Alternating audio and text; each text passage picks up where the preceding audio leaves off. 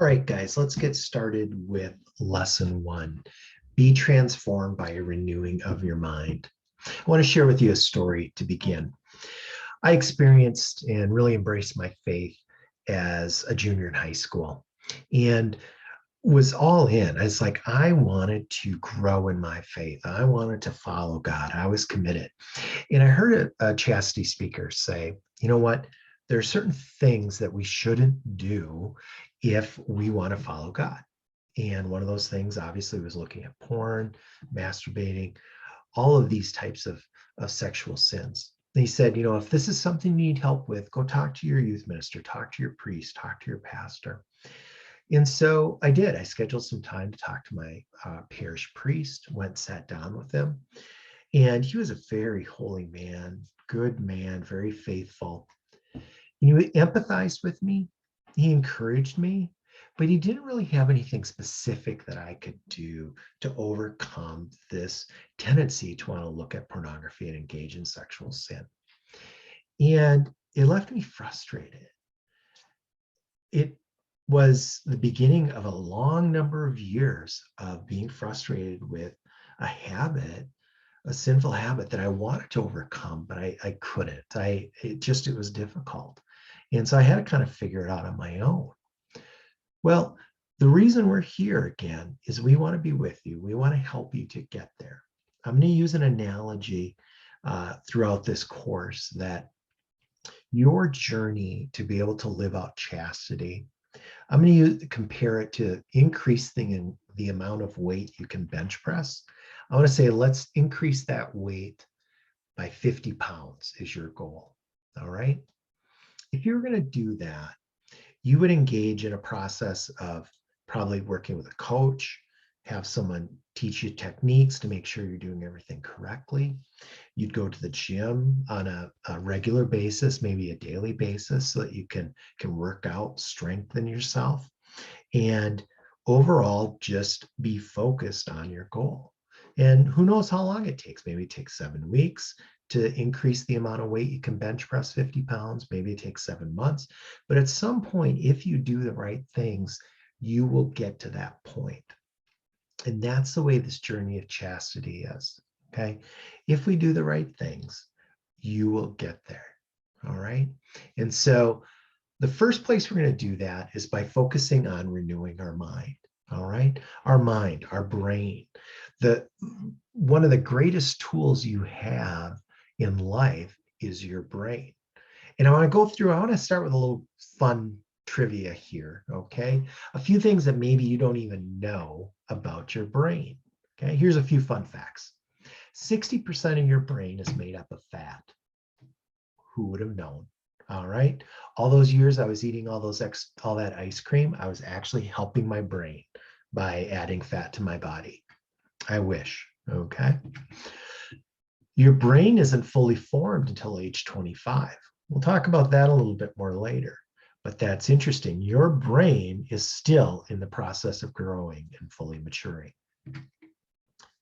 And your brain storage capacity is virtually unlimited. It's amazing that you will never reach your capacity of what your brain is capable of. The information in your brain travels up to 268 miles per hour. 268 miles per hour. That's amazing. There's a myth out there that you only use 10% of your brain. You actually use all of your brain.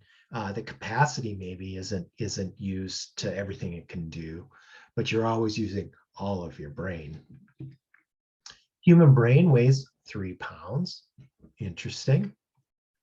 That brain freeze that you get when you eat ice cream too fast or a Slurpee too fast, it actually has a technical name. It's called sphenopallative ganglion neuralgia or something like that. Okay, but there is actually a technical name for it. Piece of brain tissue. So if you had a piece of brain tissue the size of a grain of sand, that's going to contain 100,000 neurons in 1 billion synapses. A synapses is a little connection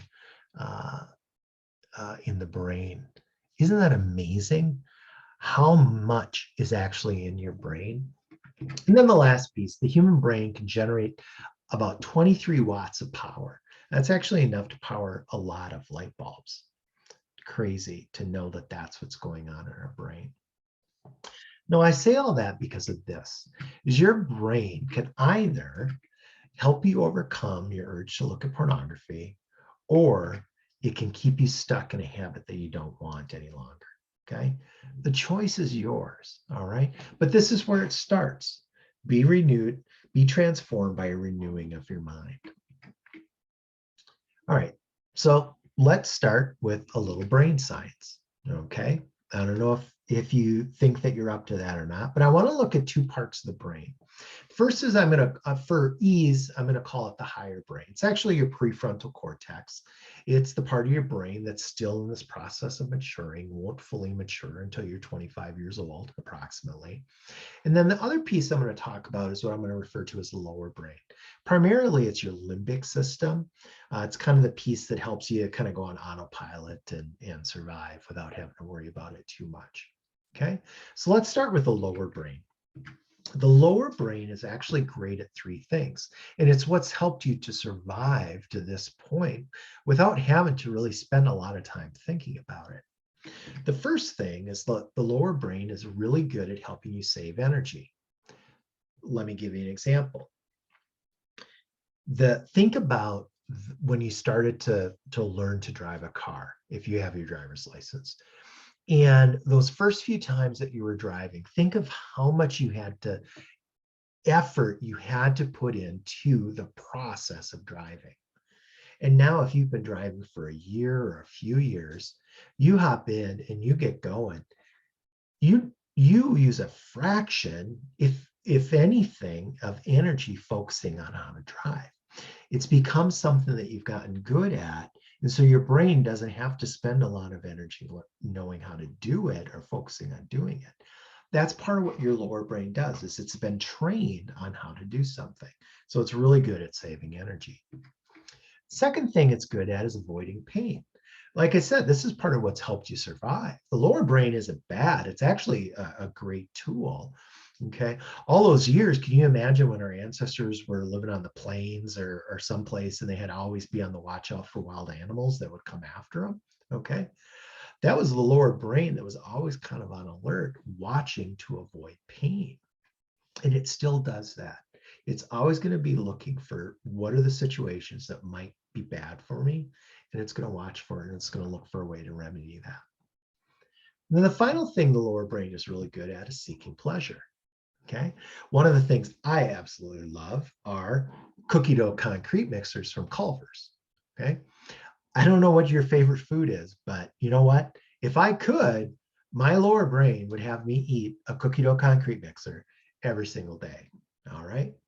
It's good at finding things that I like to make me feel good. All right. Now, as you can see, all these things, while they're good in helping us survive, we're going to go through and we're going to learn about how these are actually liabilities when it comes to our goal of learning how to overcome the habit or the compulsion of looking at pornography. Okay. And we're going to do it by engaging our higher brain, because our higher brain is actually good at three things also. The first thing it's good at is setting goals. Okay.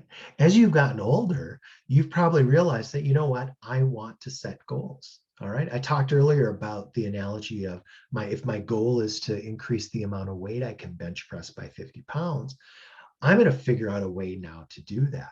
That's one of the strengths of your higher brain.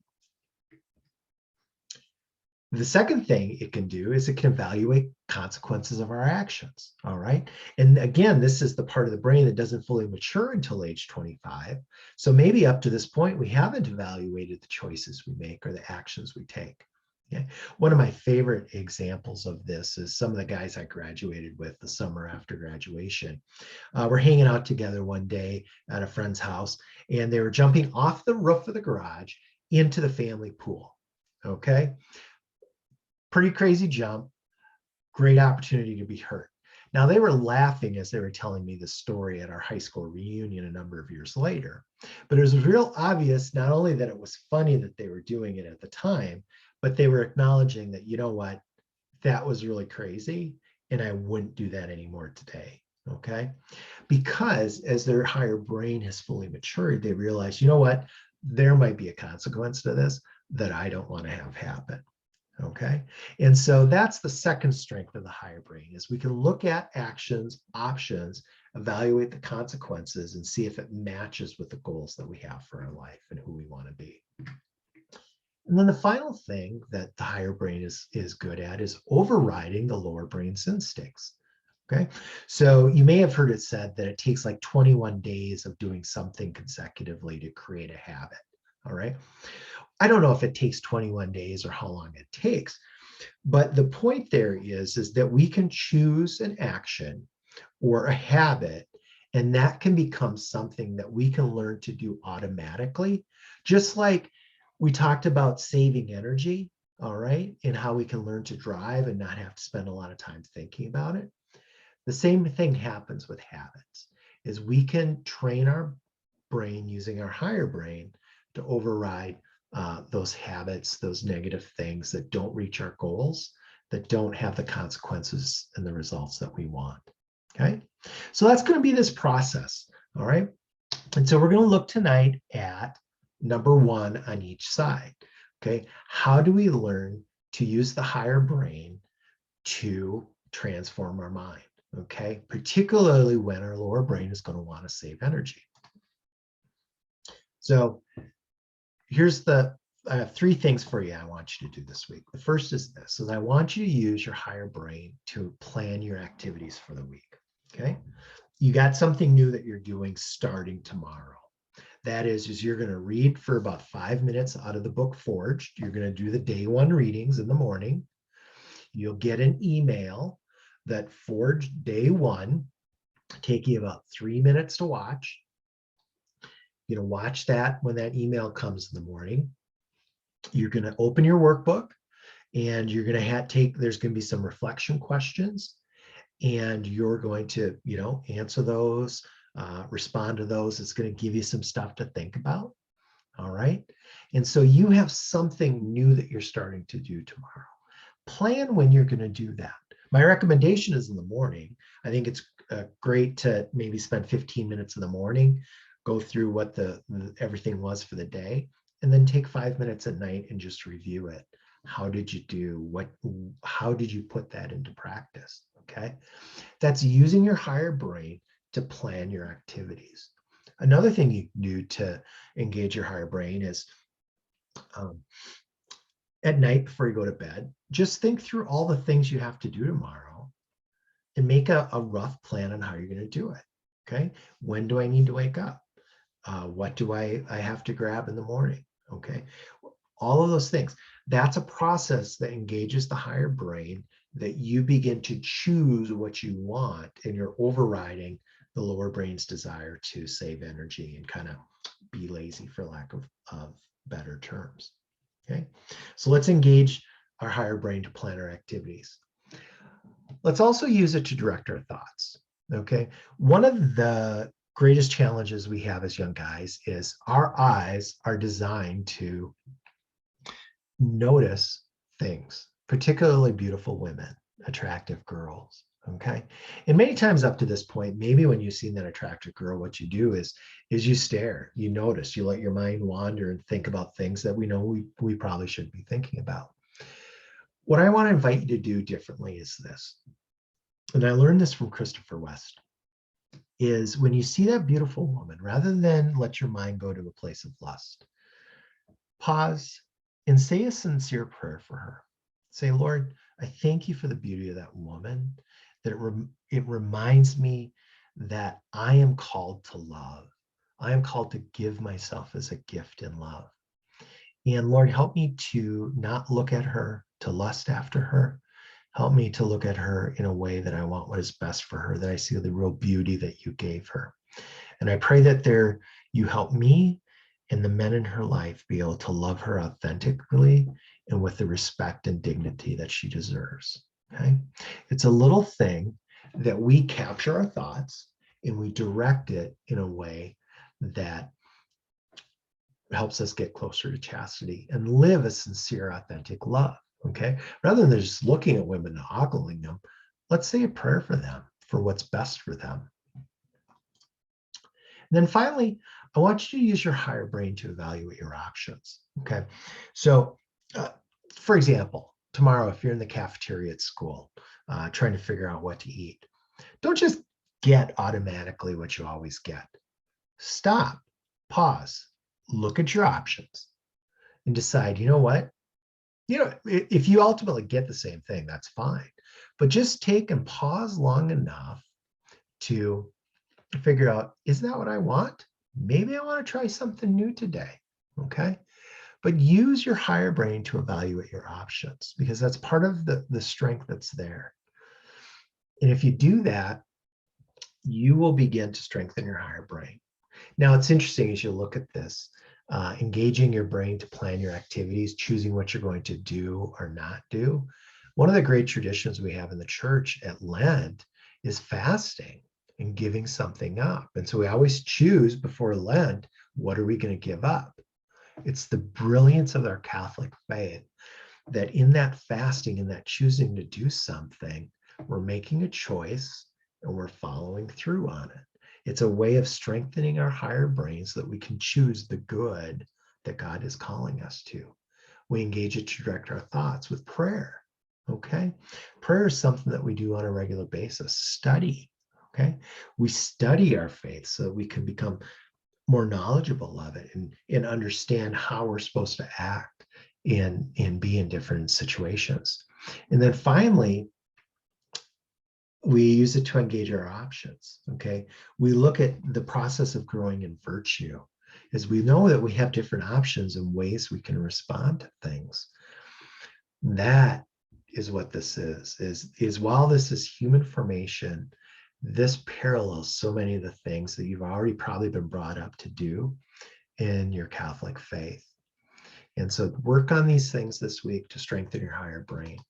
I want to close with a couple of thoughts. First, the scripture, the inspiration for freedom to love comes from Galatians 5. St. Paul writes, "For you are called for freedom, brothers, but do not use this freedom as an opportunity for the flesh. Rather, serve one another through love." Okay. We want love. We want an authentic love where we're known and we know someone, that we can be truly intimate at an emotional level, at a heart level. But so often we settle for the trap of pornography or illicit sexual encounters that we think will be satisfying, but ultimately leave us empty. And so the freedom that we're going to work for in the virtue of chastity is going to allow us to be able to love authentically, sincerely, and really get the fulfillment in life that we're looking for. Okay. As I said, if you were to work on lifting an additional 50 pounds on your bench press, you would have a certain number of techniques that you would work on. You'd have some practice that you would do. Might take you 7 weeks. It might take you 7 months. Okay. This process is going to be a lot like that. I don't know if at the end of the 7 weeks, you're going to be able to fully live out the virtue of chastity. Probably not. But if you do the things that we have laid out in this program, you will be farther along. You'll be able to look back on day 42. You'll be able to look back and say, you know what? I have grown during this process. Maybe it takes 7 months. Maybe it takes 7 years to get to the place where you're free from the desire to look at pornography.